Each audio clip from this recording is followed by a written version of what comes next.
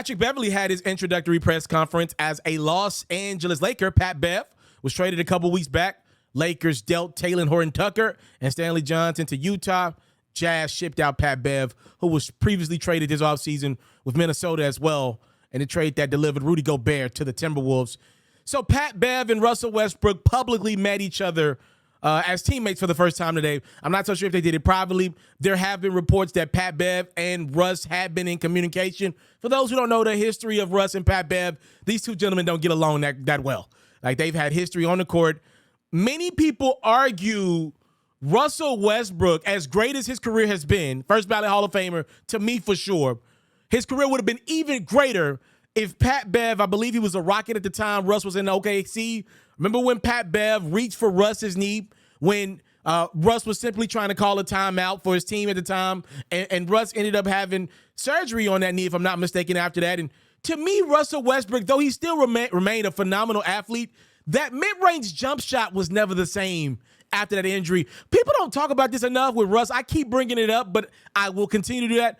What made Russell Westbrook so great early in his career was not just his incredible athleticism, but it was that ability to keep defenses honest with that mid-range jumper that was so deadly. Never a three-point shooter, but he was a deadly mid-range jump shooter. The moment he lost that mid-range jump shot, to me, his game was never the same again. Defenders were able to crimp back on him and just allow him to shoot up bricks and stop him from attacking the rim. Obviously, he's getting older now, so he can't attack with the ferocity every play that he once did. So I got to give Russ a lot of credit. He is trying to make it work. There is actually some video of Russell Westbrook handing Pat Bev a towel today. I think Beverly was sweating a little bit because they're working out as well. They're getting ready for training camp. Russ gave Pat Bev a towel, and Pat Bev said, "Thank you, first assist of the year." This is not easy for Russell Westbrook. Remember a few years ago when Carmelo joined the Oklahoma City Thunder, and there was speculation that the Thunder were going to bring Melo off the bench, and Melo couldn't believe it because Melo at that point in time couldn't see a scenario where there were five of the guys better than him on a basketball team, where he would be off the bench, which is where Oklahoma City wanted him at the time. Remember when he said, "Yo, Pete," he was talking to Paul George, they say, "I'm coming off the bench." He's joking, like as reporters are asking him, "Would you be cool with coming off the bench? How do you feel about that?" He couldn't even fathom the idea of coming off the bench. He said, "Yo, P, they want me to come off the bench." Ha ha, ha ha. But the reporters are looking around like, does this guy not realize the Thunder brought you in to come off the bench? What's wrong with this guy? He couldn't even fathom it because Melo's one of the most popular athletes of the last 25 years.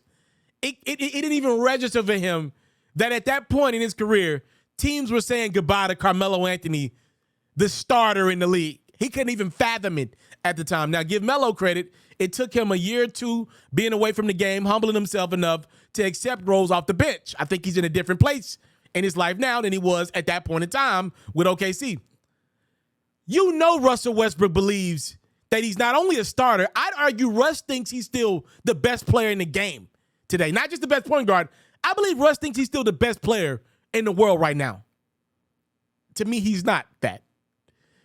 Russ accepting Pat Bev on this team, when Russ has called Pat Bev essentially a fake defender in the last year.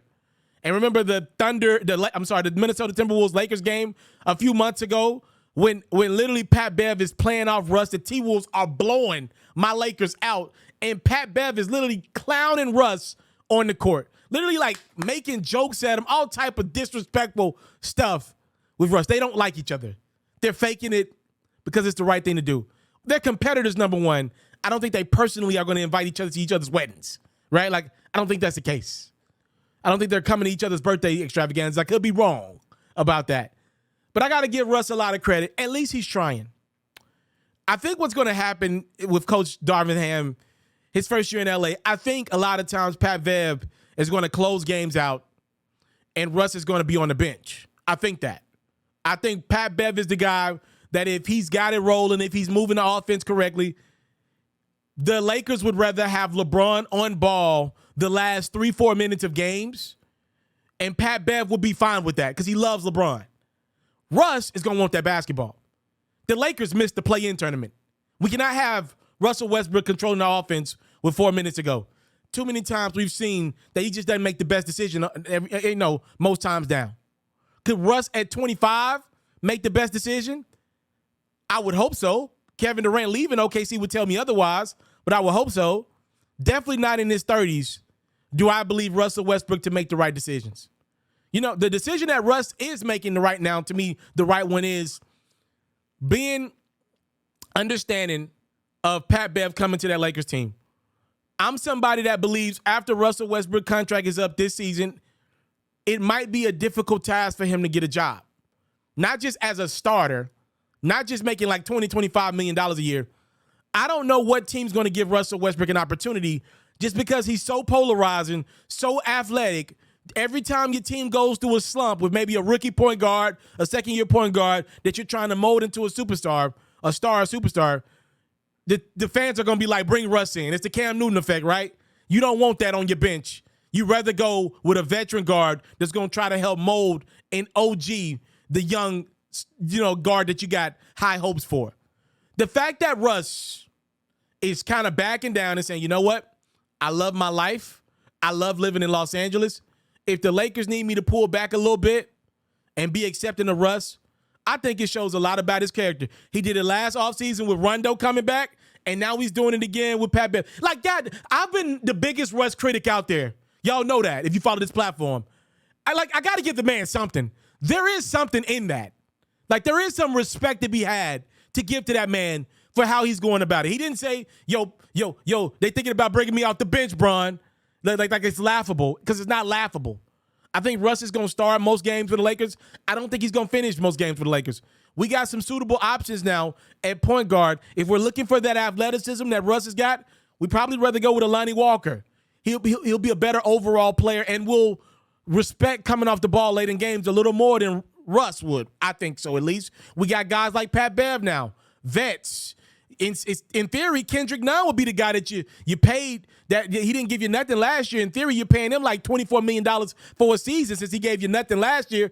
In theory, you want him to be a guy that you bring in all in the late in games. So I think Russ saying, yo, I'm good with this. I'm hugging Pat Bev. I'm embracing this. It maybe, just maybe, might save his career. There might be a team out there in a year's time from now that says, okay, he can humble himself enough to be a part of a team.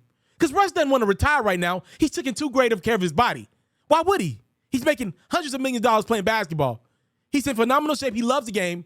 He wants to play, and I'm sure he would like to play in Los Angeles.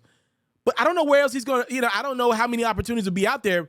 If he can humble himself enough, he maybe can find a role in LA for 2, 3, 4 more years maybe down the line. And this is the first time you've ever heard me say anything like this. Again, we got to see it on the court, see how he actually, listens and how he reacts to being on the bench for Pat Bev, a guy that he doesn't love. In late in games, we got to see it. But if the Lakers are winning, we'll see. That's a big if. But if the Lakers are winning, maybe he'll understand it a little more.